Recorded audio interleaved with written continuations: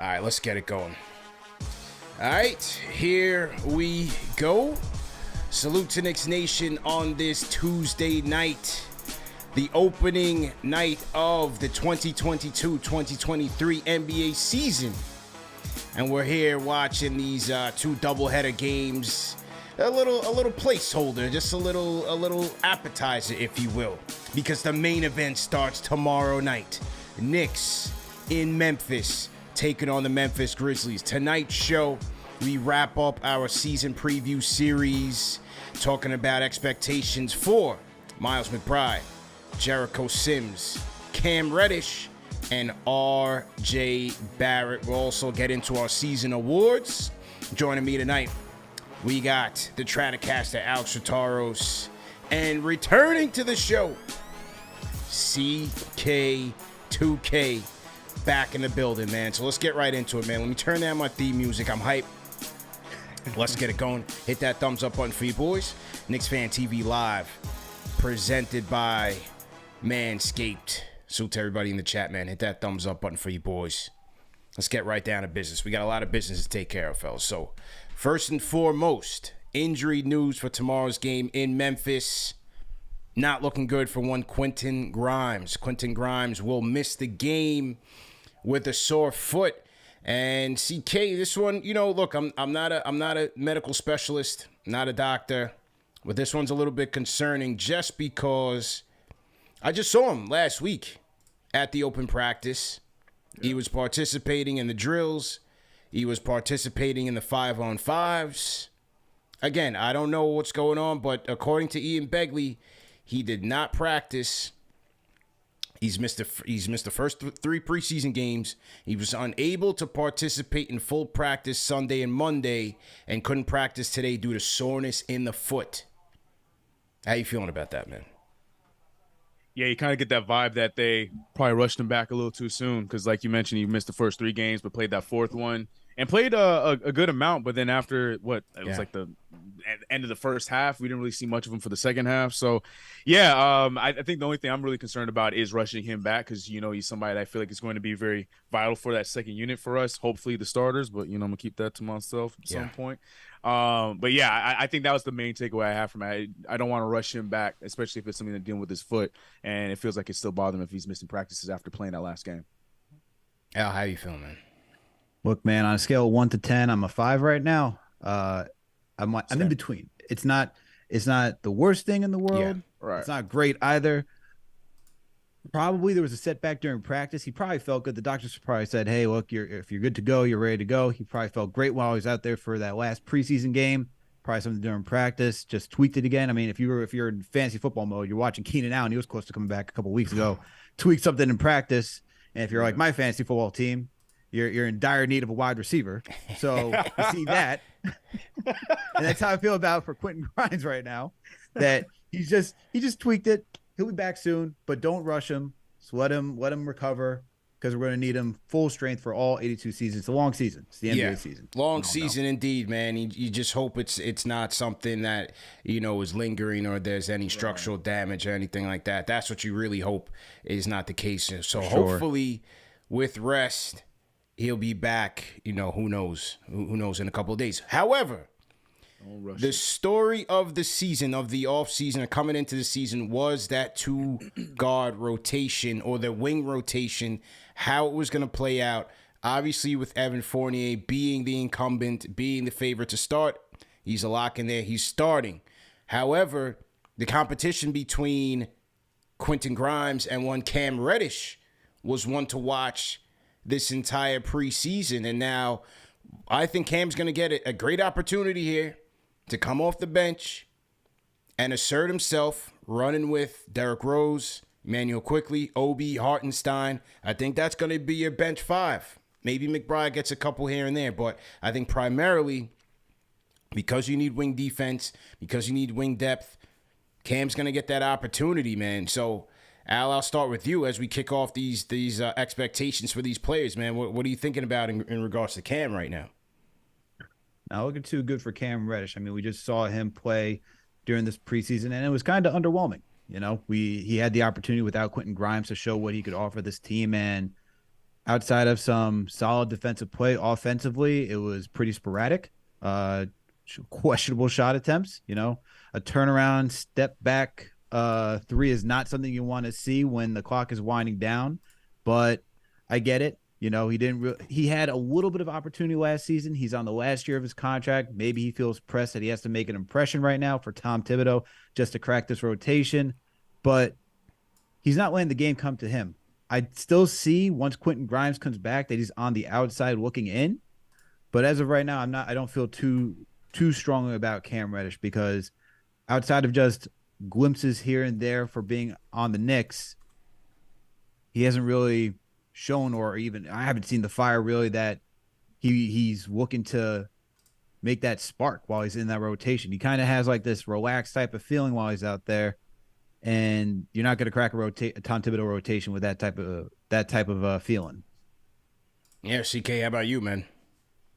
Cam, I just want to say I did renew my Cam membership fan club card right before preseason, so I do have some heavy stakes on Cam Reddish, hopefully doing some damage. But Alex said it perfectly, man.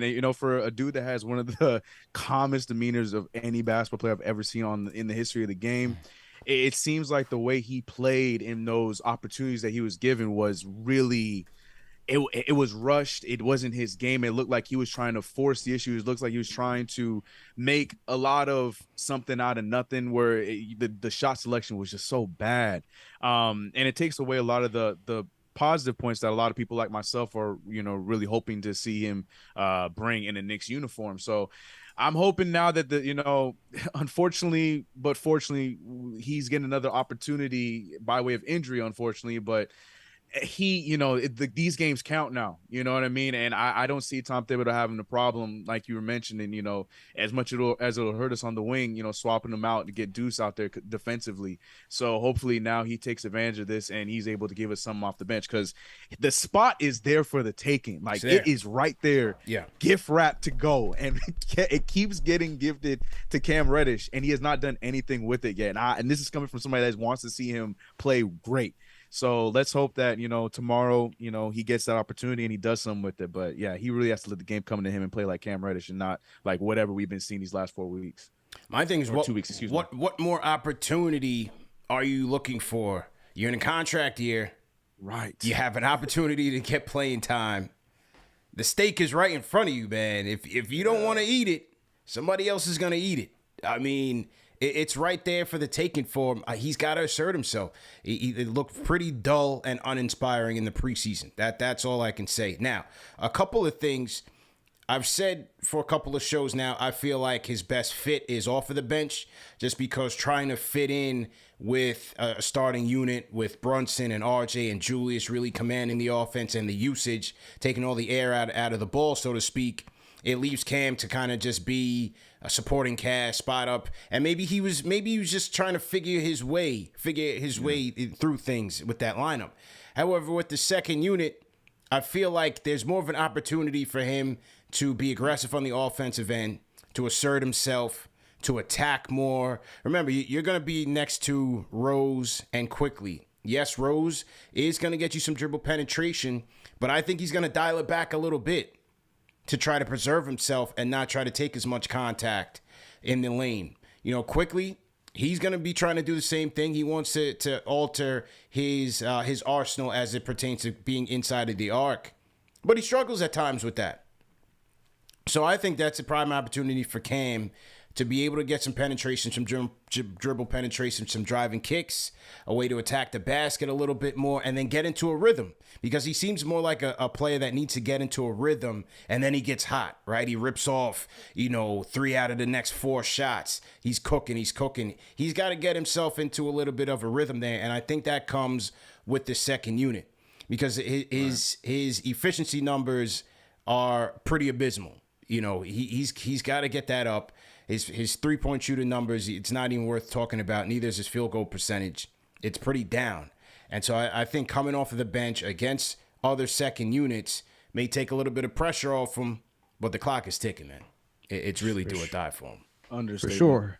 And then when you have Tom Thibodeau on like a week or so presser, he wants to get Cam out in transition. Just to add on to your point, CB, he wants to get Cam out in transition. He wants him to take high percentage shots. So whether that's attacking the rim, taking the open three, things along those lines. And that's what really a Tom Thibodeau offense looks like. It's a lot of attacking the rim. It's a lot of open threes, trying to get the high percentage shots that are worth a lot, right? So he doesn't want to see this, let me go behind the back, sidestep, mid-range jumper. That's not what he wants to see. He doesn't want to see turnaround jumpers. Even he said it's okay. It depends on the situation when you're going to take that shot. What's the rhythm, everything else of that game environment that you can go ham, I guess, in that instance, for a lack of a better word. But make sure that you're doing all the other things to get high percentage shots. Just don't go out there trying to think you're Paul George without laying the foundation of just being a solid role player first before you can get to even a level like that, if you can get to that level. Yeah, no doubt about it, man. Better decision making, hopefully some better shots within rhythm. Maybe it's a D Rose who helps get him right with that unit. But hey, it's do or die for Cam, man. It's now or never, and the opportunity is there with this Quentin Grimes injury to really help, and maybe it starts on the defensive end. As you said, his defense hasn't been terrible. If he can get out there, force some turnovers, create some turnovers for his team, get his team out there in transition. Again, maybe those are some of the things that helps get him into a rhythm, and then he gets cooking on the offensive end. Time will tell, but he certainly has as good as an opportunity as he ever has on this team. So let's see where that goes, man. Tick, indeed, man. Shout out to Lloyd Barker Jr., man. Sends a $20 super chat. Says, big up to KFTV panel. New York sports is rocking this year. Giants, Jets, Yankees, and now Knicks. I'm excited. Can't wait for tip-off tomorrow. CK2K, you ain'ts don't have it, but respect. Let's go, Knicks. I was hoping I was going to make it through this show without having to hear it. All right, yeah. Yeah, they suck. Listen, anyways, next question. It's a transition year for you guys, man. It's a transition year for you, CK, man. Don't worry. It's actually year 2, but I'll take that. It's year 2, but yeah, right. Looking for a quarterback in the draft?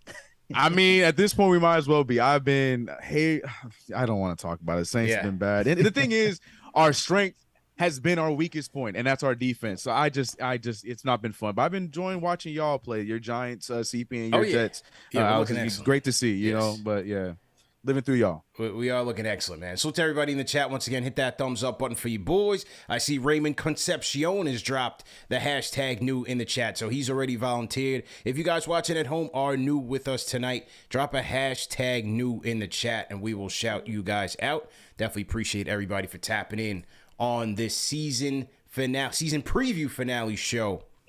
Tomorrow night, we unwrap everything and we start talking for real. So let's get into it, man. All right, so that's it. That's much on Cam. If you guys want to call in on Cam, man, call us up. 657-383-1509 is the number to call, or hit us up on the KnicksFanTV Discord. Now, how about Miles McBride, fellas? You know, Miles McBride. Deuce. With Derrick Rose getting a lot of rest in this preseason, it was a good opportunity for Miles McBride, man. And I thought he definitely, did everything he could to take advantage of the situation. Defensively, he had the first game, he had about 6 steals. He's getting after it. He's picking up full court press. I thought McBride had some opportunities there. Still seems to be a little bit stuck on the offensive side just in terms of creating separation, creating some opportunities for himself, attacking the basket. Doesn't really seem to really have that first step at the pro level, but nevertheless, his pull-up jumper has been okay. And maybe he seems like a guy who could, give you a nice floor as a 3-and-D guard. Knock down some open shots, harass on the defensive end, create some turnovers, and maybe some momentum-shifting plays to help, maintain things or get the team back in it coming off the bench. So we'll see. Maybe even tomorrow night in a game against Memphis, maybe McBride gets some minutes off of the bench. We'll have to see. But nevertheless, I think he's done a fairly decent job of trying to stay ready in the preseason. Man, Al, what do you think about him? For sure. You said it very well, CP. There's nothing more to add on to that. But I think, if anything, if Cam doesn't show, I think we'll see McBride pretty quickly. During this preseason, we saw Derrick Rose, Emmanuel Quickly, and Miles McBride on the court at the same time with Obi Toppin and Isaiah Hartenstein. So if Cam is not showing, I would expect Miles McBride to get some minutes there. And look, for him, we just know it's about defense at this point. I think he just needs repetitions on offense. But when he's not playing with the Knicks, I feel like he's just going to go back down to Westchester, get some more repetitions, because the way that this lineup is looking right now, especially at the guard position, you got Jalen Brunson, you're going to have Quentin Grimes, you got Evan Fournier, you got Emmanuel Quickley, you got Derrick Rose. There's a lot of mouths to feed. It's going to be tough, especially once Grimes comes back. You know, Tom Thibodeau wants size when he's out there on the floor, just being able to guard multiple positions.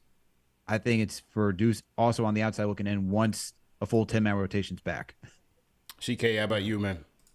Yeah, Deuce is literally doing everything we were just asking for Cam to do, because we mentioned the offense wasn't fully there. I mean, he looked a lot better in that last game in, garbage minutes. But, yeah, the shot wasn't going in, but defensively you cannot say anything about what Deuce McBride brought in those preseason games and the opportunities he was given with Derrick Rose out. So the crazy thing is, you guys both mentioned Westchester, is like the way that his offensive game looked in Westchester is crazy. Like it just looks like it's so easy for him, and he's just not able to figure that out, at least not yet at that NBA level. But Alex said, and I said it earlier, if Cam Reddish in the first actual game of the season against a playoff ready Memphis Grizzlies team, if Cam Reddish is not there to show it, Tibbs will find a way to get Deuce in there. I wholeheartedly expect that. So I was really happy to see Deuce get some time. It's just that the offensive side was tough. It was tough to watch. Yeah, it's been a struggle for him, but after those first two preseason games, one of the members of the media was asking Thibodeau, was basically saying, is it safe to assume that McBride is out of the rotation? And Tibbs stuck to this is a meritocracy, minutes will be earned.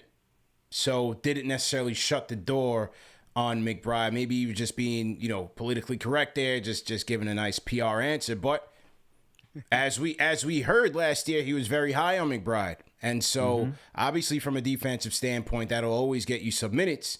Just can he get his offense to come around?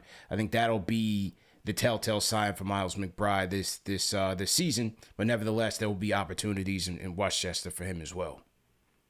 So let's see how that goes down. I want to shout out LaCruz Media, Team #News. Shout out LaCruz Media, and shout out to DJ Thunder, Team #New as well. Once again, ladies and gentlemen, if you guys want to get in on the conversation, you can by hitting us up on the Knicks Fan TV Discord or calling in 657-383-1509. Knicks Fan TV Live, presented by Manscaped.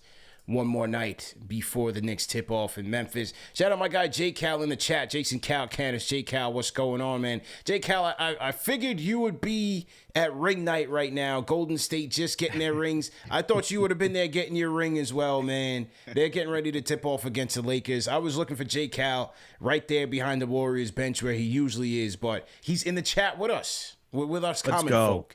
You know what I'm saying? So definitely appreciate priorities, man. Definitely appreciate J. Cal for jumping in with us on this season eve for the New York Knicks. Now, talk about Jericho. I mean, these are coming pretty fast because Jericho didn't get too much action in the preseason either. I mean, look, I think what can you say about Sims? I think he's a good backup insurance option for us right now. That's how I see Sims. I think Mitch has come in ready to play. He seems to be in shape. Injuries is always going to be the key for him. Durability is always going to be the key for him. Hartenstein has come in. He's had an up and down preseason. He showed some flashes of what he could be. What you're hoping for that they signed, and some other areas where you're like, all right, maybe that's a window for Sims. For example, Hartenstein's proclivity to foul. He fouls a lot. Yeah. He fouls a lot. Maybe you have one game where Mitch picks up 2 bullets fast out the gate, first quarter. Hartenstein comes in. Maybe he picks up another 2. I'm not so sure the door is shut on Sims in those situations because Hartenstein's thing is that he's not as disciplined on the defensive end as you would like him to be. So I think that does open up the door for Sims to get some minutes throughout the season. For sure. And I think when you look at Sims, his athleticism is just better than Hartenstein's, especially when it comes to defensively. And I think his instincts are as well. But like you said, CP, I mean, Hartenstein averaged 3.8 personal fouls during the preseason. And Mitch, he's also been prone to getting fouls as well. So I could definitely see a situation where Sims comes in because those guys pick up 2 quick fouls, one after the other.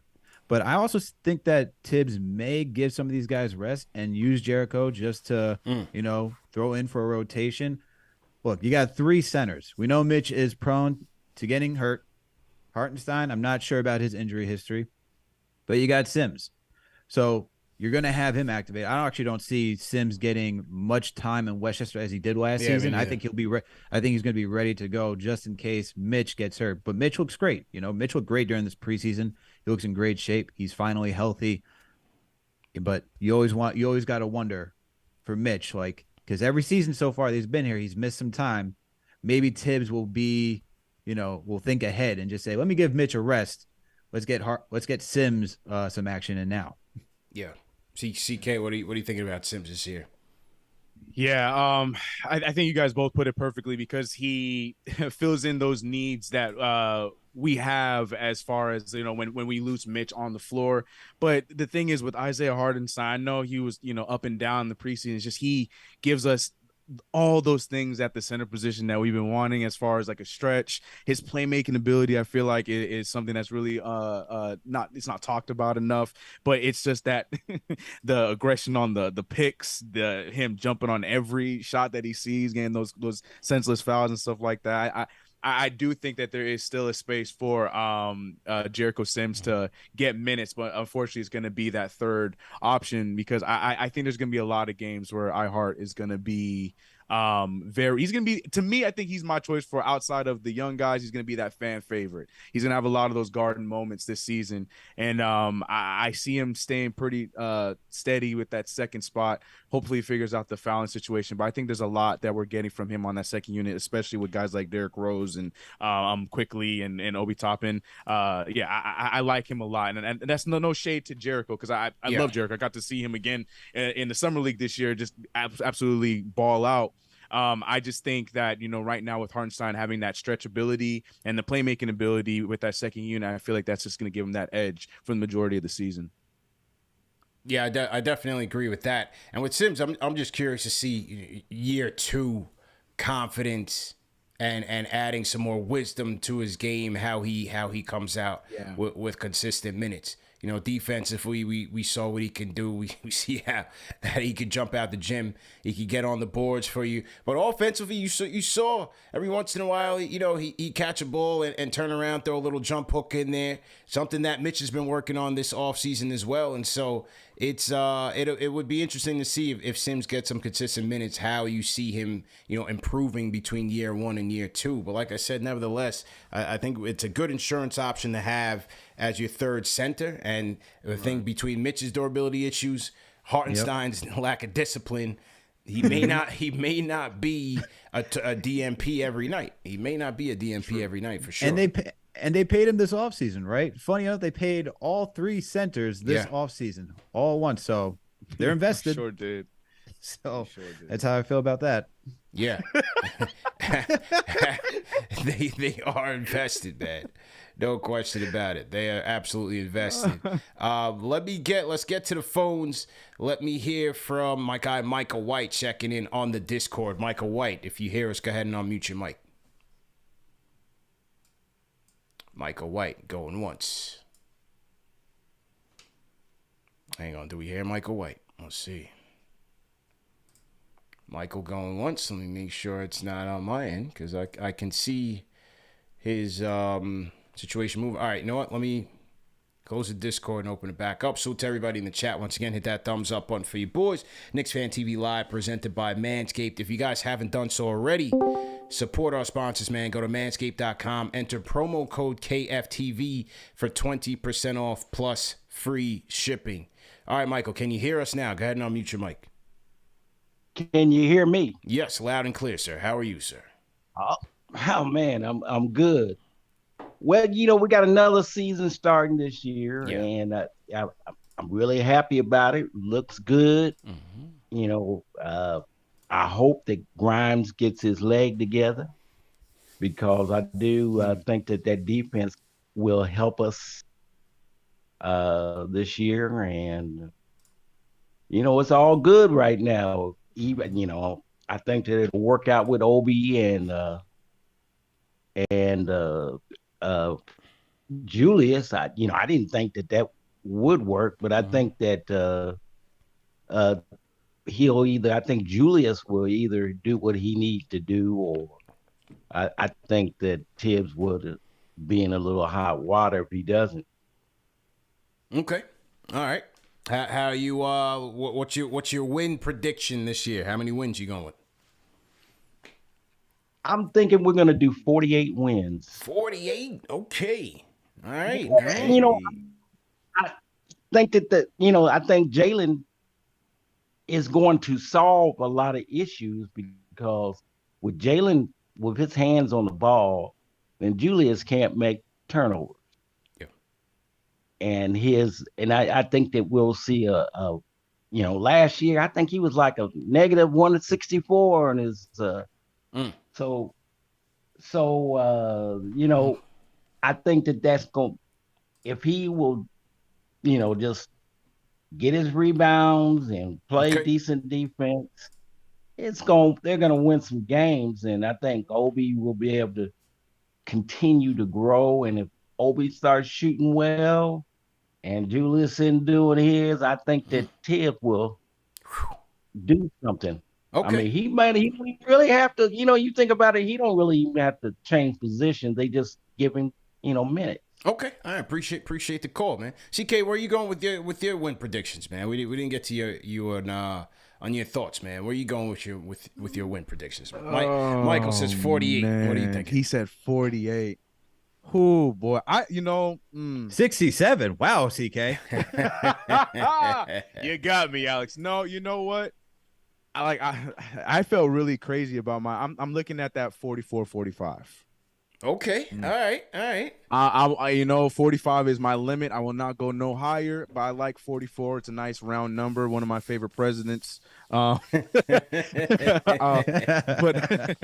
I really like what we have with our starting unit. I like what we have with Jalen Brunson. I feel like hopefully Tom Thibodeau gets out of the template coaching. I think there is potential for this year to be one of those surprising years. And the East right now to me is very unpredictable, and I think that the Knicks can do something in that, at least the lower part, like 5 down. So yeah, I'm looking at 44 wins. Okay. And that's my answer, and I'm sticking to it. What do you guys think in the chat, man? Throw some win numbers. Throw your win predictions in the chat. Throw some numbers in there and let us know. CK's going 44, 45. I said 42. Al, what was your number again? 42. 42. Yep. Yeah. Father Peace said people are shying away from that 50 burger this year. Yeah, we'll see. Maybe yeah. After tomorrow, that could all change. Let me tell you. Because I'm guaranteeing victory tomorrow night. I'm guaranteeing victory tomorrow night, Knicks in Memphis. And I can guarantee you, if they win, we will get the 50 burgers will be flowing like running water on the calls and through the chat tomorrow night, man. I can guarantee it. And if they lose, they want to fire Tibbs. But we'll be ready either way. we'll be ready either way, man. Preseason's over with. I'm ready to go. That's why I'm excited, man. I'm excited for it all. The highs, the lows, everything in between, man. So looking forward to it. Let's go to the phones. Area code 201. 201, what's your name? Where you tapping in from? Hello? Hello. Hello. Hello? Yes. Are you ready, sir? Hello? All right, he's out of there. Okay. Let's get to RJ. You guys got to be ready. This is the last night of the preseason, man. This is the last night. We get all the jitters out the way. We started early in the preseason with Alex. We're going to end with this guy on the call. He's not ready. You gotta be ready. Still counts. Still counts. No speakerphone. Oh, man, here we go. No speakerphone. Don't be on the phone and then watching the show on your TV, on your computer. It doesn't work well. It does not work well. Just be ready so that when we go to you, when we throw you that pass, you're just ready to knock down, catch and shoot. Rapid fire. That's how it goes. You know what I'm saying? My guy Tom from Huntington. If my guy Tom from Huntington was on the line, he'd show you guys how to do it. All right, to RJ we go, man. Sign the bag, CK. 4 years, 120. Went from 14 to 17 and 20 points per game in his 3 years. Now it's year 4. Looking good in the preseason. What are you expecting from RJ this year? Oh man, I'm expecting a big year 4. Just in this sample size we saw in preseason, and I am not one to get too overexcited about preseason at all, but just how easily the offense came to him in this preseason is just what I'm most excited for, and a lot of that has to do with having a point guard. It's crazy how much the game changes in that way, because you're seeing Jalen Brunson, who's able to, draw the defense to him. It made RJ Barrett so much more open. The efficiency is up. And then on top of that, RJ Barrett, with everything he's worked on in the offseason, can put the ball down and go to the hoop, which we've known he can do. But now we're seeing it with the right side. So I'm expecting another good year from RJ Barrett. I think we see the points go up probably 2 more. So I'm thinking like 22 this year. I think that it's going to be an even 20s between Jalen Brunson, RJ, and Julius, but we'll talk about them later. For RJ Barrett, though, I think we're going to see a more efficient, for the efficiency police out there. I think we're going to see a more efficient, higher assist total overall playing RJ Barrett. Probably not all-star yet. I know people are going to hate hearing that, but I definitely think he's going to take that next step this year and be pretty dangerous offensively for us. How about you, man? Right. I'm looking for another step forward in RJ's development. CK talked about it. You said what, 22 points this year? 22, 22.8. 22.8. Oh, okay. Excuse me. So close to 23. I mean, that sounds about right. You said 23. I didn't say that. Whoa. We went from 14 to 17 to 20. I'm saying 23 now. I'm going to put 23 out there. Too chicken to say it. I got RJ Barrett averaging 23 points this season. I see his free throw percentage going up to 75%. All right. Nice. That's what I'm seeing for RJ. All right, the rebounds are going to stay the same. It's close to 6. The assists probably going to average around 3 because the rock's going to be in Brunson's hand. And CK, you were talking about it. The way RJ can attack the rim now, finish with both the left and the right through contact, making it look easy. That's a big part of his game. The 3-pointers were falling this preseason. My goodness, if he can do that, and knock down his free throw, which he was doing all preseason, if that continues, I'm expecting another leap for RJ. And you also talked about the point guard. I also think Randall will have a solid season too. I think he'll be bounced back. We saw some solid play from Randall this season. So it'll make everything easier for RJ if Randall and Brunson can get it going. Plus add everybody else. You got Mitch who can clean up the offensive glass. That just opens it up for RJ to take advantage. So I expect a solid improvement from RJ Barrett this season. 23, CK, 23. I'll take my 22.8. Look, I like that number, man. I like it to be closer to 23. It'll be interesting to see again how the distribution goes. Is it going to be spread across between Brunson, RJ, Julius? I think it's going to take some time for us to really figure out how's this offense really flowing. Is it going to be hot hand? Is one guy going to dominate a little bit more? Is it going to be vary on some nights? That's going to be very interesting to see. And for RJ, I think somebody in the chat said it right. I think his floor will be close to 20 points a night because of the way that he's attacking the basket. He's drawing contact. He's getting to the free throw line still. So let's say he's averaging around 6 to 7 attempts. Maybe he knocks down 5, and then from the field, now you're looking at making 8 points. 8 buckets. That's your 20 right there. And with RJ, the way he's been attacking and he's finishing well, especially in the preseason, the shot is looking good, especially from 3. I think 20 points is easy for him on any given night. I think it's very easy for him. And so can he get to 23, 24? That'd be really nice. Now you're talking outside looking in for all-star, but certainly deserving of consideration. I'd like to see one. Maybe his assist numbers don't go up that much, but just better overall playmaking, right? Better overall playmaking because for one, when Brunson is driving and attacking off the rim and he finds a guy like an RJ, as the defense collapses and they're off of their heels, that gives RJ an opportunity. Yes, he can create his own offense. Maybe he attacks at the rim. Maybe he catches and shoots. But is there, a play off of the secondary break that he can make, and assist there? I think he still has some more playmaking potential to tap into. Mm-hmm. Also, on mismatches with his size, and he's getting bigger, is he going to go through the post a little bit more and try to create that way? Try to score that way, try to create that way. I think those are going to be interesting areas in his game that I want to see, because I still don't see the mid-range looking any more consistent than it was last year. And so I'm going to be looking for... You said you don't? No, I haven't seen that yet. Especially in the preseason. Gotcha. So it's going to be interesting to see how he finds his offense closer to the rim outside of just shooting the three or attacking the basket. Again, is it out of the post, or does he try to get that little like free throw line extended jumper going down? I haven't seen it get knocked down in the preseason, but we'll see what happens over the regular season. And then he's going to have the hardest defensive matchups on most nights, just like he did last year. Yeah. He's going to be playing the three. That's Tatum one night.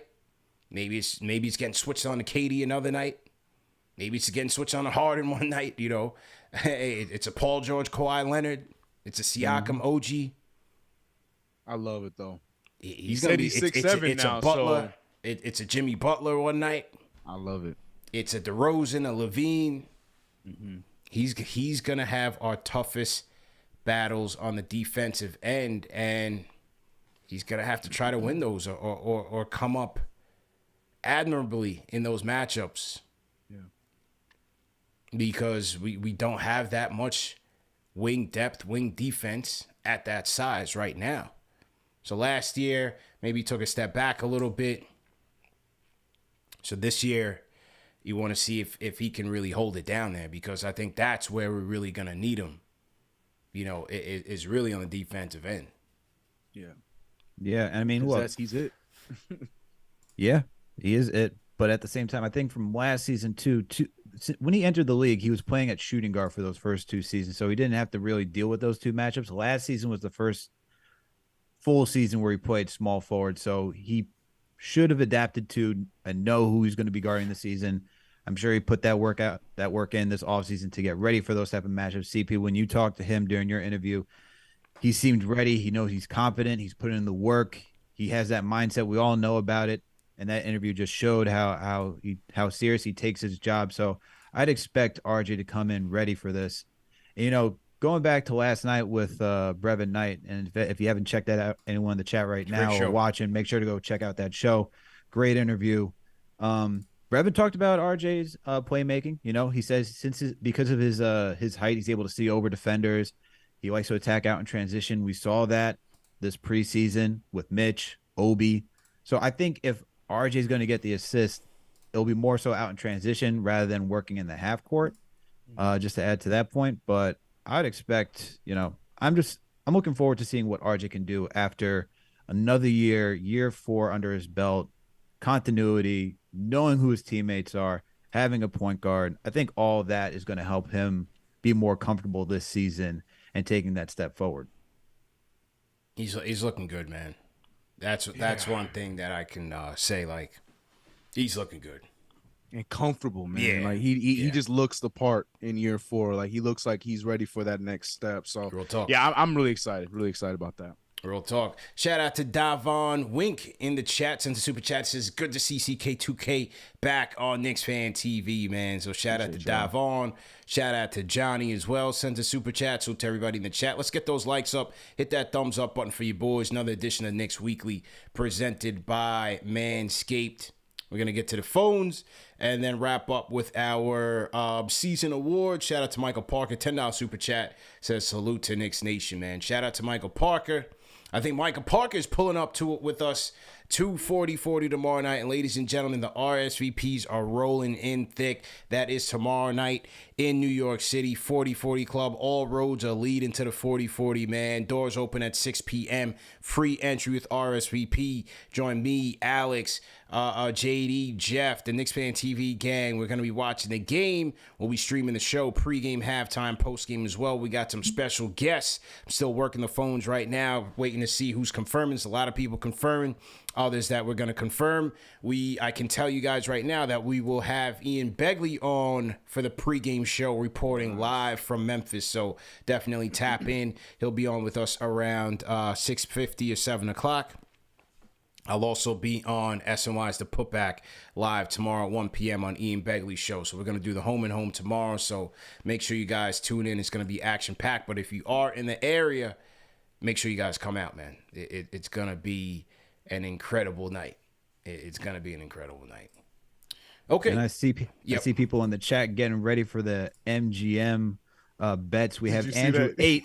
Andrew 8 asking what are the odds on who goes gray first in the beard? 200 plus on CP, 500 plus on me, and 900 plus on CK. That seems like good value. Well, I mean, I'm already there. So like, I don't know if you're talking about full, you talking about jet gray. Yeah, right. Or are you talking about just a couple joints? Because if you talk about a couple joints, I'm already there. I don't want to mess with the odds, but I got a few myself that you can't see. So yeah. I'm already in there, man. So full gray, I don't know. That may take a while, but you never know, man. You never know with aging and genetics. You know what I'm saying? Mm-hmm. We survived some bad seasons. I don't think this is gonna be one of those kind of seasons. So I think we'll be all right. I think we'll be all right. Yeah, facts. That's a fact, man. All right, let's get to the phones, man. Hear from the people, man. Area code 973. What's your name? Where you tapping in from? Hello. Yellow. Hello. Oh, you know what? You know what? Oh no. Yeah, people on the phones, hang tight. That was my error, actually. Hang on 1 second. Hang on. Let me see what I need to do here. No, I don't want to end the episode. What I want to do is, I know what the issue is, Al. When the switchboard tapped out, it swapped mics. So that's my fault. I'm still on preseason mode. So people on the phones, my apologies. Yeah, my apologies on that. Let me reconnect this thing. Hang tight. Salute to everybody in the chat once again. Hit that thumbs up button for you boys. Let me turn this down. Okay. Yeah, that was my apologies, man. I'm on preseason mode. I'm a rookie at this. Give me 1 second here. Let me get us back up to speed. I'm over here insulting these poor people, man. Hang on. I'm over here. Insulting this poor guy. Be ready.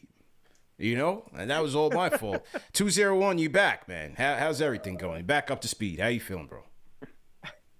Yeah, man. This is ice water from Brooklyn, baby. You over me, telling me I ain't ready. What's going on? You're up there making me feel like a burger, man. What's going on? You're telling the world I ain't ready to talk. What's going on? What's going on, CP? Ice water, how you feeling, man? What's going on, man? Talk to us, bro. Yeah. I'm better now. Now I'm able to talk. Yeah. Hey, so just real quick, RJ, okay.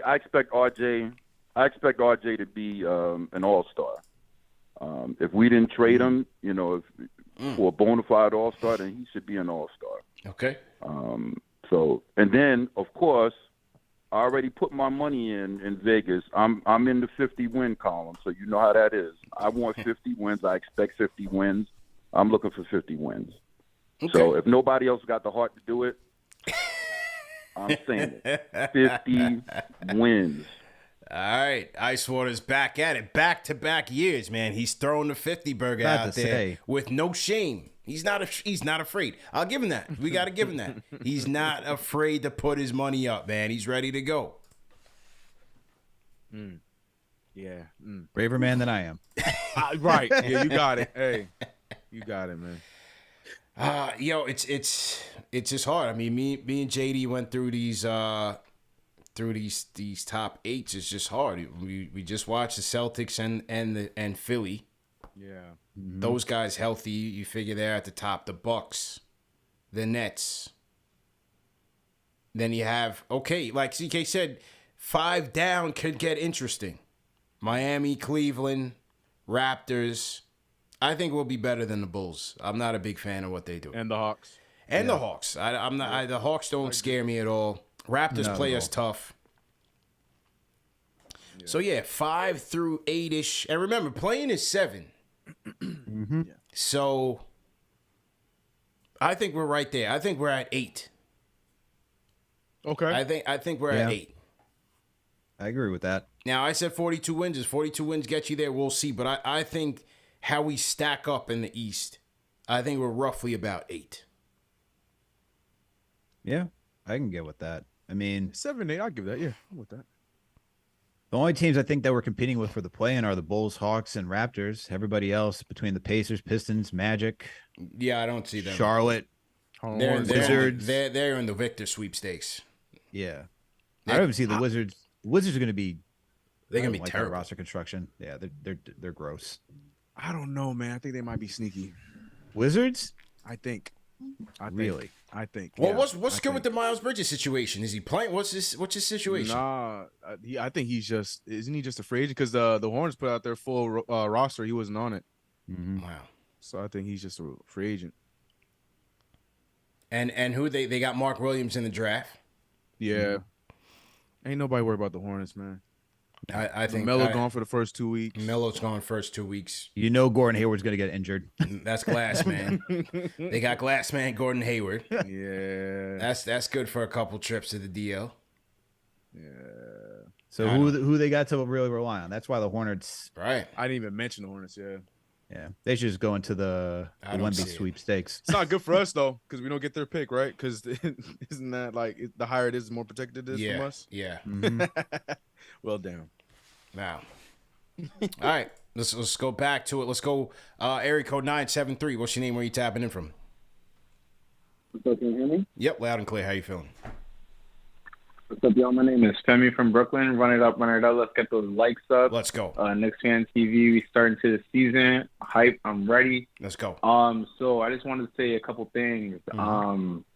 Number one, so I think my win total is 41 to 45, and I think we're anywhere from a 6 to 10 seed. Okay. It's a range. A lot can happen. So, and one thing I wanted to focus on is it's sad what they're doing now to Kemba out here. It's really sad that he's getting waived. And with Tiz last year, I know he didn't work out with us on the Knicks, but I don't think Leon ever said to Tiz that Kemba has to start or he can't play at all. Ever since that Derrick Rose went down, I thought that Kemba could have filled that role kind of decently. He could have came up off the bench. It didn't work out. It's in the past now. It's whatever. But I would love to see Kemba get signed by the Hornets or the Lakers or somebody and still be able to close out his career on good terms. So with that being said, that's why I have a range for my win total. I think our biggest X factor is Derrick Rose.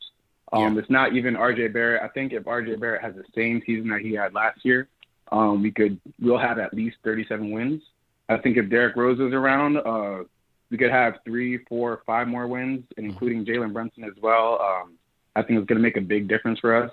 So I'm looking forward for that W against the Grizzlies this Wednesday. Tomorrow I'm going to be there at the 40-40 Club. I hope everybody else hits their RSVP. KnicksFanTV, we in the building. I'm hyped, ready for the season. Run it up. Let's get those likes up. Let's go. Kenny from BK said he's going to be in the building. It says 41 to 45. Something? Yeah, go ahead, bro. I can't. Okay, look. I said 44 to 45. Yeah. That is too much of a gap, man. That is too safe. 40 to 45. He said, he said 41 to 45. That's too much of a gap, man. I'm going to need a solid number. If you said like 42 or 43, I'll be fine with that. But 41 to 45. He's playing it safe. Way too safe. He's playing it safe, man. He's playing it safe. You know, and look, on the Kemba front, man, obviously as a person, you wish him well because he's a good person. He's a homegrown talent. It was a great story to see that we got him, but it's an unforgiving business, unfortunately. And when you're not healthy, when you're not at your peak, it's a next man up situation. So And maybe Detroit just saw it as they don't have, room for him. Obviously, it's Cade, it's Ivy. Killian could be on his last leg, so he's got to get that opportunity. And so maybe there's just no playing time. You still have Corey Joseph on that team. You got my guy Alec Burks, who they're gonna factor in a big, big way into that lineup. Maybe we'll see him on Friday. Maybe not. Tibbs ran him into the ground, but that's neither here nor there. We won't get into that right now in this show. But yeah, there's just no room for him. So unfortunately, that's just how the business goes. Maybe he ends up with Charlotte or another team, but I think this is it for him, man. Unfortunately. I don't know. Charlotte, didn't they get Dennis Smith Jr.? They got way too many guards over there. Yeah, they did. Yeah. They did, man. Charlotte's weird, man. The way they construct the roster is just so. It's just so weird. MJ, isn't it? So bad, right, man? It's just so MJ. Bad. Terry Rozier. Yeah. Say my man LaMelo, please, bro. LaMelo. It is so MJ over there, man.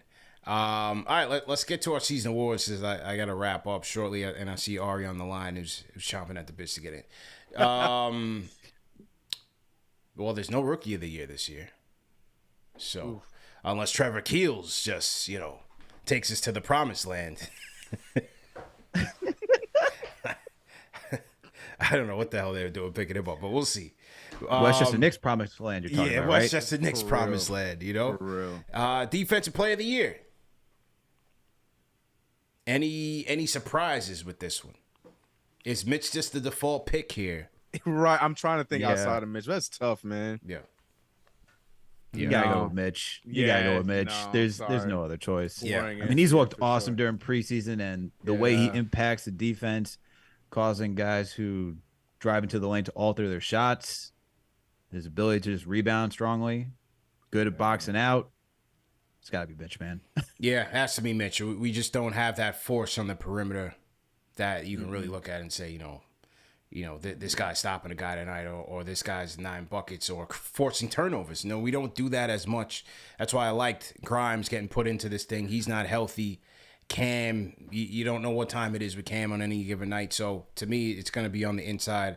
There's no question what Mitch's impact is on this team from a defensive standpoint, helping rim protect, covering up for a lot of holes on the perimeter. The dribble penetration was a little bit of an issue in the preseason, and that's where Mitch comes in. And that's why you can't just say, well Hartenstein should start over Mitch. No, I think when you see when Mitch comes out the game, you see where the holes are. Mm-hmm. And so to me, that's our defensive player of the year is no doubt is going to be Mitch. Hey, but shouts to Obi. I'm not saying he's defensive player of the year, but I was really impressed with how he stepped up in the preseason. Defensively looking a lot better compared to last year. So I'm not saying he's defensive player of the year, but since we talk about defense, I decided to give a few props to Obi. That's it. Stepping up. So you're saying CK 67 wins, Obi Toppin is defensive player of the year. Gotcha. Just making sure. Just write all this down. I just want to make sure. Oh my God. No. But I mean, in all seriousness, Grimes, if he was healthy to start the season, he could get into those type of talks. The way, talk about jumping the passing lanes, getting steals. Grimes can do that. Yeah. And he's good on the perimeter. He's probably our best perimeter defender that we have. Unfortunately, he missed the end of last season, and he's not starting the season right now. But if he was healthy, I'd say he could give a run for the money for Mitch. Okay. How about six man? Six man. This is tough because I can go either Derrick Rose or Emmanuel Quickly, because I feel that what? Or there's another or. I don't think there's another or. You don't think there's another or? You guys don't think barring health, you don't think Grimes gets in there? Oh well, yes. You know what I mean? Yes. I mean, it is. There's devil advocate. I know that there's a lot to get to that point, but I mean, there is a conversation for it. You don't know, but I hear you. Go ahead. Yeah. Sorry, my fault. It's my fault. No, it's all good. I mean, Grimes could definitely be up there. It's tough because for the last couple of seasons, we just see Emmanuel Quickly ending, and Tibbs has just loved Quick since he's entered the league. So that's why I go with Emmanuel Quickly. He's a microwave scorer off the bench. Yeah. And you watch right now, it's not even Derrick Rose's preseason. I feel like that trend's going to come in. The first two guys that Tibbs has gone to has been Emmanuel Quickly and Isaiah Hartenstein off the bench when entering when coming onto the court. So I feel like Quickly has a good shot. He ended the season strong last year, and he was our leading fourth quarter scorer last season. Yeah. So I'm going to go with Emmanuel Quickly. I think I could see Derrick Rose, but I think Derrick Rose will be on that like health maintenance protocol this season, making sure that he can make his way throughout the entire season. So I'm going to give it to Emmanuel Quickly. Yeah. TK, where are you going with it? I have a sexy answer, but the problem with my answer is I'm giving too much credit to Tom Thibodeau. But I'm gonna go with it for the sake of this conversation because I think all three of us want to say it Mayo quickly because I can't go with Derrick Rose because we do not know how many games he's going to play. So I'm gonna go with my sexy answer. I'm gonna go with IQ's best friend, his best bud, Obi Toppin. I think there's a potential for Obi Toppin to be that sixth man this year. Again, giving a lot of credit to you, Mr. Thomas Thibodeau. But I feel like if we see what we saw him bring from the end of last season to what he did in this preseason, if we see a similar role like that where he's played put basically at any position he's playing and he's able to produce, like I mentioned with the slight uptick defensively, the instincts are getting a little bit better there. I think there's potential for him not just to be the most exciting player on our team, not even just off the bench, but to also be that valuable sixth man off the bench. So I'm gonna go with Obi Toppin for this answer. Obi Hive. I'm going to go with... See, the thing is, for me, with Obi, I don't think he's going to log enough minutes. Right. That's why I said something to Tom Thibodeau. I don't think he's going to log enough minutes. And I want to pick Rose, but I agree with you guys that, and TM said it in the chat, that he could be more of on a pitch count. But nevertheless, they need his leadership. They need his... savvy, the former MVP, he still has that mindset to be a dog, to go out there and get a bucket when his team needs it, to lift that second unit. He still has that in him. Shot creation is at a premium in this league right now, and I think he still has it. There's no question that'll never leave him, even though, his athleticism may wane as he gets older. But it's just how many games is he going to play? Can he stay durable? So with that said, I got to lean on Quickly because he was the guy that did lock the most fourth quarter minutes on this team last year. And he could be a guy, depending on matchups, who could be in a closing lineup with a Brunson. You could have a Brunson, a Quick, RJ, Julius, Mitch. Maybe that's your five. Or is it a Grimes there, or is it a Rose there? That's why I take Obi out of it, because I don't see him being in that final five. When it's crunch time. I see Quickly there, definitely. I see Grimes there if he's healthy. I see Rose there, depending on the matchup. So I think not necessarily by default, because Alex, as you said, he did finish the year well. I'm gonna lean with Quickly because I think you're gonna get more of that scoring punch. His assist numbers were pretty good last year. Yeah, this preseason, he had some ups and downs, but I think by and large, when the season is finished, you'll have a good enough sample to say Quick had a good year. Yeah, for sure. And when I think about six man of the year, I think about Jamal Crawford. I think about Will. All those guys had major impact in the fourth quarter when they were on their teams, whether it's Crawford on the Clippers, whether it's Will also on the Clippers. And when I look at Emmanuel Quickly, even his rookie season, he was fourth in fourth quarter minutes on the team and third in fourth quarter points. And then last season, CP, you mentioned first in fourth quarter minutes and first in fourth quarter points. And the way I look at it, like how he ended last season, just so everyone has an idea, he had averaged 16 points, 5.2 rebounds, 4.8 assists, on 44% shooting from the field, and 38% from three. That was in 27 minutes. And, we also had that Ian Begley article saying that we should expect Emmanuel Quickly to get more minutes, to have a larger role on this team. I think it's just Emmanuel Quickly at this point. Good points. What do you guys think in the chat? Who will be the sixth man of the Knicks when it's all said and done? How about most improved?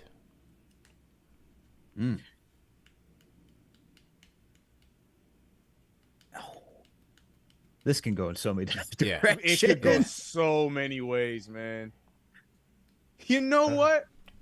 I'm gonna stick to my this. But okay, do we have to do like the stereotypical most improved because their points went up, or like It's your world, man. Whoever you Make want. your case, my man. world. Make your Cool, case. I will make my case. Yeah. I'm going for it, and this is where the tomatoes are gonna come flying. So I hope you guys look closely at me. You're gonna hear me say, and I have to say this, and this is not in any way me becoming no so and so high or nothing, but say what you want.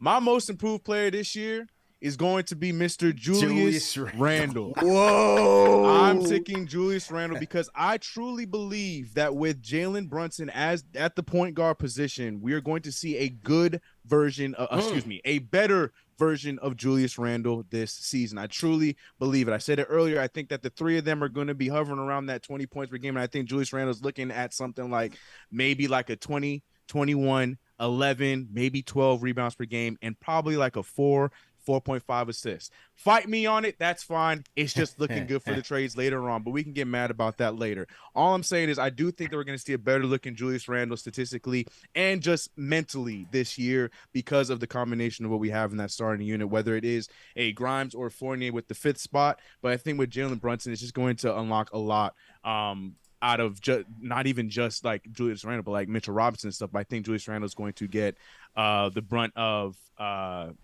the success from what Jalen Brunson brings that starting unit. So what?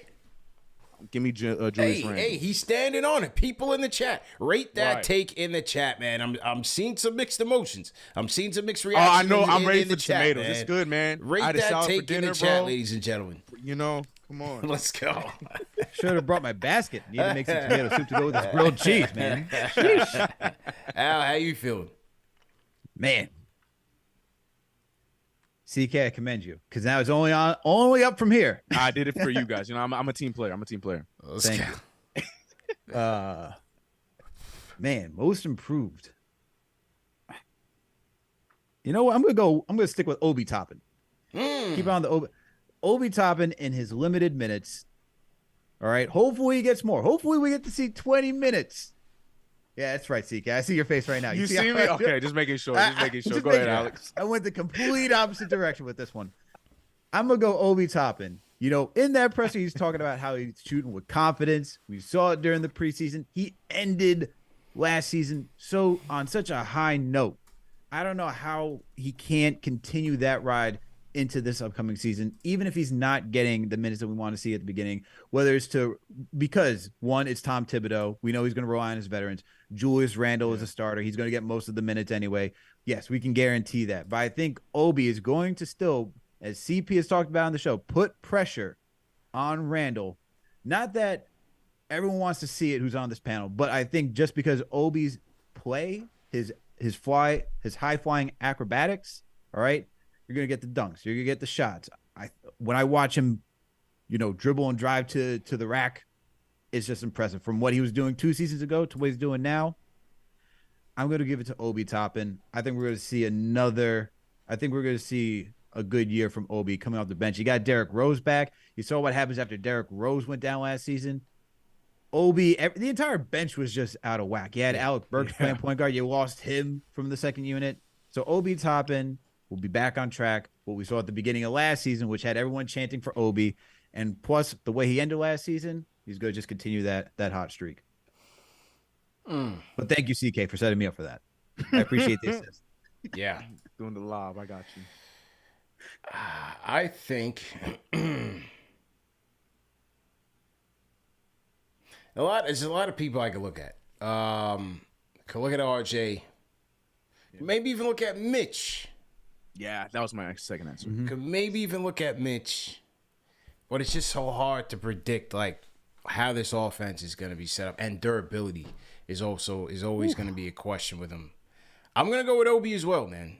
I just think the way he finished the season last year, 14-7 as a starter, shot the 3-ball very well, improved in that way, improved on his attacks to the basket, the confidence that he played with. And as Al said, every soundbite that you heard from him, it was always like he was looking over his shoulder. He was scared of Tibbs. Tibbs was in his head.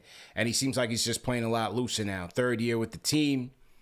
He's comfortable with these guys. He and Quickly have that 1-2 combination. You know, they all have a great relationship. It all depends on the minutes. If he can get a decent amount of minutes, I'm talking 20, I think you'll see the impact on this team. He's going to continue to get, whether you call it cherry picks, whether you call it leak outs, it's transition buckets. He's going to continue to get those transition buckets. I like him on that second unit with Quickly, Rose, and Hartenstein. I think they'll be able to find him, especially the way he cuts to the basket and his activity around the basket.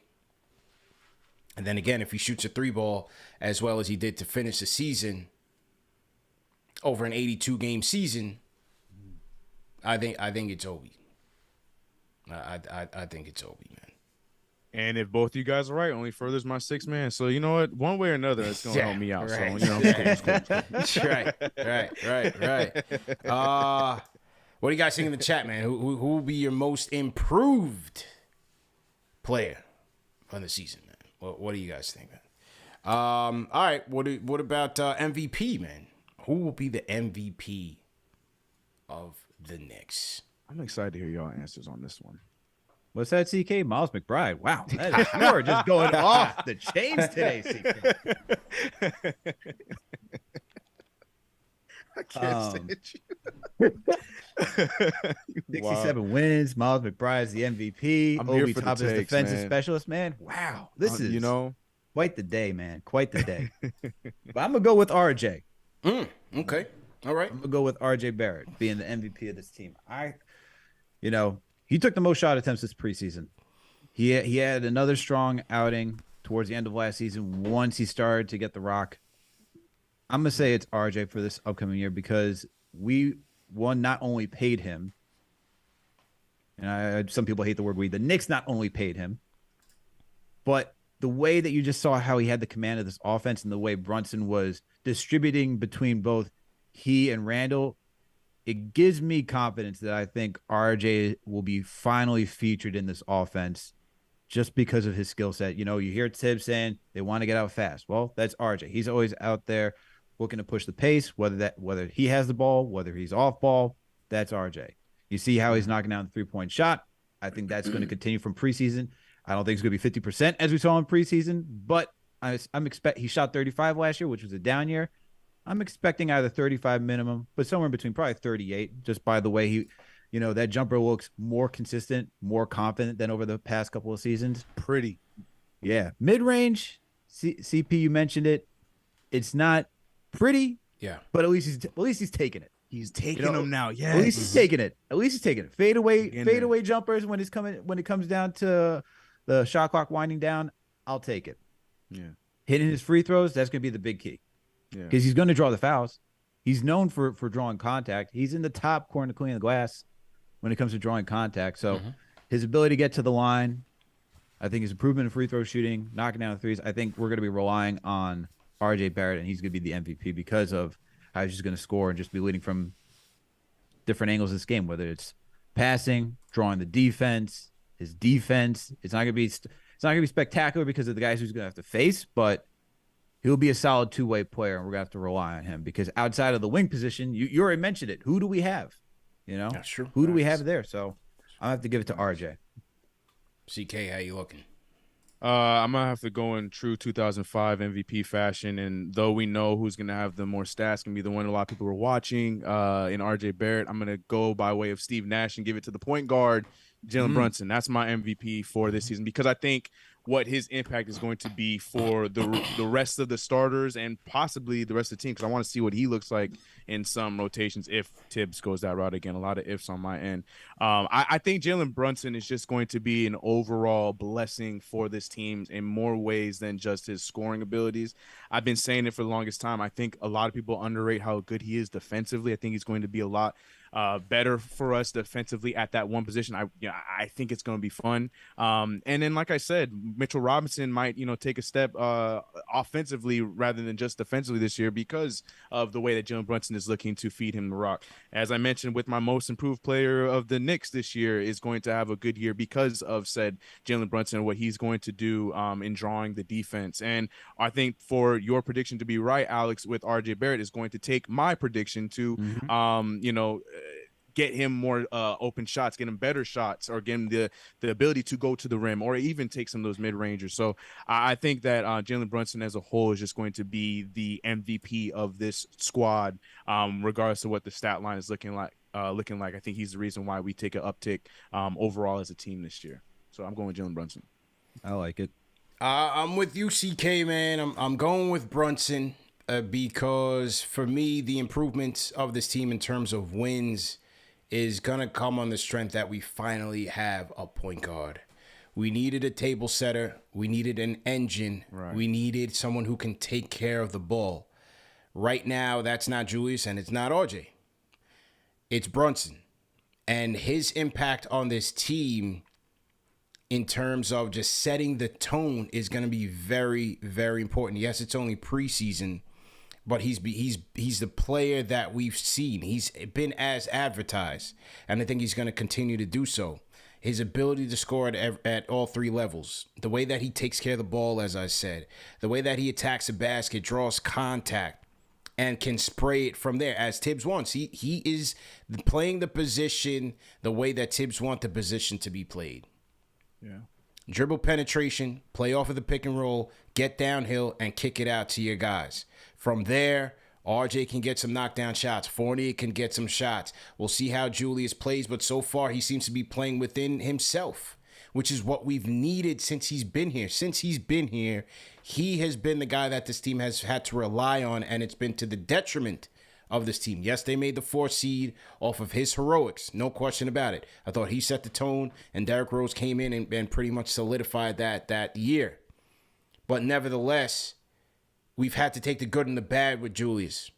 And the bad has always been to the detriment of this team because it doesn't equate to winning. All the stats that he's put up, it doesn't equate to winning. It's hard for the team to be better when he's been the main table setter and the engine. And that is where Brunson comes in and changes things. Changes things for Julius, for RJ, for Mitch. And I think that is what's going to elevate this team this year in their improvement of wins. It may not be statistically, right? Because I think we said the other day, I think JD was the one that was asking, what would this team's ceiling be if everything went right? And I said 48 wins. And to me, that would be on the strength of RJ getting up to like 24 points per game and really being a borderline all-star. I think that's what it would take. But for me, the most valuable to this team is going to be the point guard. It's going to be Brunson. Because without him, I'm not so sure this team is that much better than they were last year. I think he's that important to this team. Not a savior, but important just in terms of getting this team in the right direction. I think it's Brunson. I definitely think it's Brunson. So agreed there. Yeah, looking forward to it, man. All right, let's wrap this up with some phone calls, man. Ari on the Discord, go ahead and unmute your mic. Rapid fire, let's go. Ari, going once. I'm here. You hear me? Yeah, let's go. Yeah, CP. So, I agree with your Brunson take. I think RJ is going to be the best player, like the most talented player. He plays defense. But if you're talking about most valuable from just like a team perspective, it's got to be the point guard. It's got to be Brunson. Shout out to CK. Definitely agree on the Obi take. You know, he went from dud pick to most improved player, apparently. So, shout outs to you, CK. I agree with you. I think if he gets the minutes, it's going to be good. Sorry you took some strays on Twitter today. That was a private conversation between me and Papa Left. Sorry you took some strays on Twitter about my basketball game.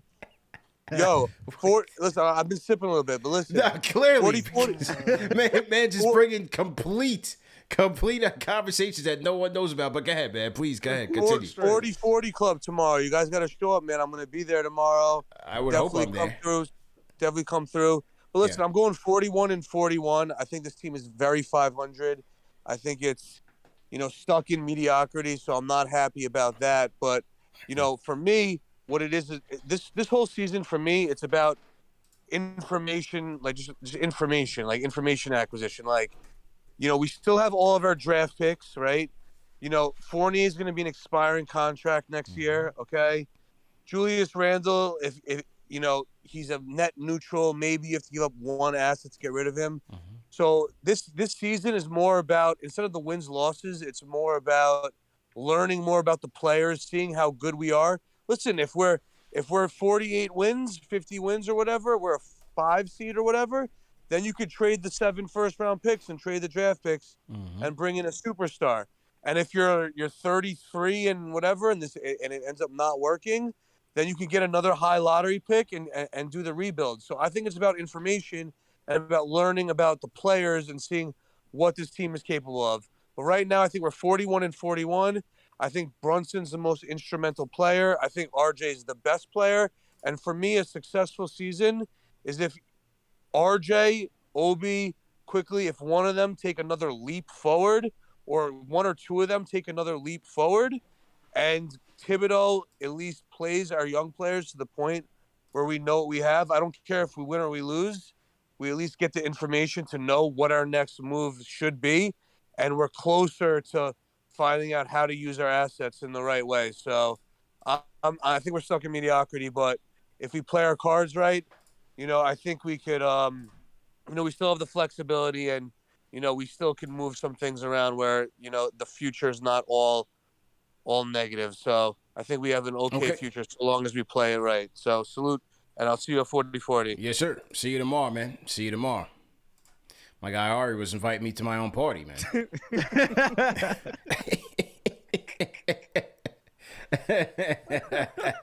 I love it though, man. I love it, man. I hope you guys are there tomorrow. Well, I hope so too, man. I hope so too. Shout out to Ari, man. All right, let's go one more on the phones. I gotta wrap up. We got a team meeting in regards to tomorrow, man. So 919, let's go rapid fire. What's your name? Where you tapping in from? Hello. What you mean 919? You know who it is. It's salute, 3 capital S's time. J Boogie Shout out in to the everybody in the business. chat. Shout out to everybody in the building, man. Y'all know what time it is. All that fuzzy-wuzzy basketball preseason thing is over. All that Nerf basketball in your room on the board, on the closet you used to play that softball, that's over with. It's real action, real live, real time right now. Shout out to everybody in the chat rocking that orange and blue. Know you've been waiting the whole off season because y'all call it the off season. Me and everybody on this panel, we call it the on season. So we went through the on season. Now it's time for basketball season. Shout out to the GM, a.k.a. the Young Boy Bank. Shout out to my man. I ain't going to call him Alex Lex no more. I'm going to call him Al Jets right now. Shout out to you, man. Your squad, you're putting in the work. And y'all see who back, a.k.a. the Young Dope Boy. You know what I'm saying? What they don't know or what they won't show, or either they don't care. But one thing for sure, my man CK2K, he always going to care. He ain't back. He ain't never went nowhere. He been chilling. He over in fishing time. He back in the building. He going to handle his business, do what he do on this show and on his own thing. But it's up time. It's time to go. You know what I'm saying? So I hope everybody ready to take off. I'm going to give my predictions real quick. You want the 6th man of the year? You know I'm topping on your head. I want him to do a song and not pick my man topping on your head. I got to go with him. And you know what I'm saying? The most improved player? Yeah, a.k.a. the young Keith Sweat. Broadway Barrett. Got to give it to him. And who I'm going to get an MVP? Yeah, finally we got one. You know what I'm saying? Finally we got a point guard. You know what I'm saying? Finally you came through and signed a 4-year contract. Tell that man in Dallas now he ain't coming back. That's a bar in the future. Y'all going to hear that real soon too. But I'm ready to go. I'm amped up. I can't wait. You know what I'm saying? We already done knocked off tendencies one time this year, being with the Giants. Big up to what we doing too. Now why we can't go back to back this weekend and knock off some more Tennessee? I ain't seen Arrested Development. When the last time y'all heard them sing a song? They ain't dropping no more. Ain't nobody in Tennessee. So we gonna come in there feeling like that's our house tomorrow. Shut the whole business down. And then you know I can't wait. You know what I'm saying? What's happening Friday? It's opening time at the Garden. I want to shout out real quick to to everybody. If you ain't got nothing to do, come Friday morning, 10 o'clock a.m., meet me at the NBA store. I'm premiering the video called The Biggest, and that song, The Biggest, is representing all the fans. I'm bigging up all the fans because we the most loyal, the most respectful, and the most enjoyable people it is in the World League of Basketball and the NBA. We ain't like none of the other people that want to be with their squad only when they up. We stand by our team when they down so we can try to lift them up, pick them up. So everybody, you ain't got nothing to do 10 a.m., come to the shout out and come shout out the video with me called The Biggest. And from there, you know where we going. We going to the KnicksFanTV party and get prepared to go, you know what I'm saying, handle our business and be 20. Billy Sims, you know what I'm saying, 20. Barry Sanders, 20. Allen Houston, you know what that means? 2-0. Oh, I forgot one. 20. Michael Ray Richardson, 2-0 come Friday night. Salute, 3 capital S. Jay Boogie with season eve closing sermon for the ages, man. Shout out to Jay Boogie. That was a classic. Nothing but bars from beginning to end. Throw some fives in the chat for that one. Lash, I see you in the chat, man. What's good? Throw some fives in the chat for Jay Boogie dropping bars. King Matthews, C. Marshall, what's going on? Hizansky Gaming, Ralph Elshow, what's going on, man? Salute, man. Salute. We are here, man. The season is upon us. October 19th, 2022. The next edition of the New York Knickerbockers tips off, man. Looking forward to it. Let me salute the super chats that have come in. Great show, everybody. Great show, all the mods as well. Let me salute the super chats real quick, and then we will scram here. Definitely appreciate everybody for tapping in, everybody who called in. Tomorrow, man, pregame, postgame, make sure you guys are calling in. It is the regular season, man. It's going to be a great show tomorrow, man. We got a blockbuster lineup to debut, and we're looking forward to it. Shout out Young Kobe, $5 super chat says, could be a blessing in disguise for Cam Reddish. Okay. Also, shout out to Kane Marco, says, $10 super chat says, I couldn't wait for the season to start, and here we are. Welcome back, CK2K. I'm calling 48 wins. Let's go. Kane Marco, tap it in, man. Great show, CK, great show. Alex, for you guys in the chat, remember that the show is presented by Manscaped. Go to manscaped.com. Enter promo code KFTV for 20% off plus free shipping. Go ahead and go get that Lawnmower 4.0, man. It'll change your life, fellas. Manscaped.com, promo code KFTV for 20% off plus free shipping. Also, remember that this show is available in audio podcast format, so no reason to miss it. If you miss it on video, shout out to the replay gang. But if not, you could always catch it in the car, in the Uber, in the truck, wherever you guys are going to, on the train. Catch it on all major podcast platforms because we are there. And tomorrow night, man, 40-40 Club, New York City. Knicks taking on the Grizzlies. The KnicksFanTV watch party powered by BetMGM. We'll be in there hosting the show live, pregame, halftime, postgame as well. It's going to be a blockbuster event. Trust me, you're going to want to be in the building. Get there early because the RSVPs are stacking up right now. I'm telling you right now, definitely get there early, man. But I'm looking forward to seeing everybody in the building. And that's it, man. Fellas, what's your game prediction tomorrow, man? Give me a score.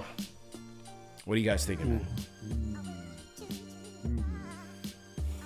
CK, you go first on this one. Stop. All right. Okay. I think I'm with you. I'm going for a Knicks win. I think it's going to be a close. Let me go 103-99. Okay. Al, how you feeling? Got the Knicks winning. Give me 114 to 102. 114-102? Yes, sir. Give me 110-104. Knicks win. I think Julius has a monster game. Look out for that. Throwing that out there right now. Big game for Julius, man. Great show, everybody. I see the Rhyme Animal Chuck D tapping in. He's watching these back-to-back games, man. Chuck, I'm going to send you a text right now. Salute to everybody. Great show. See you guys tomorrow. Peace.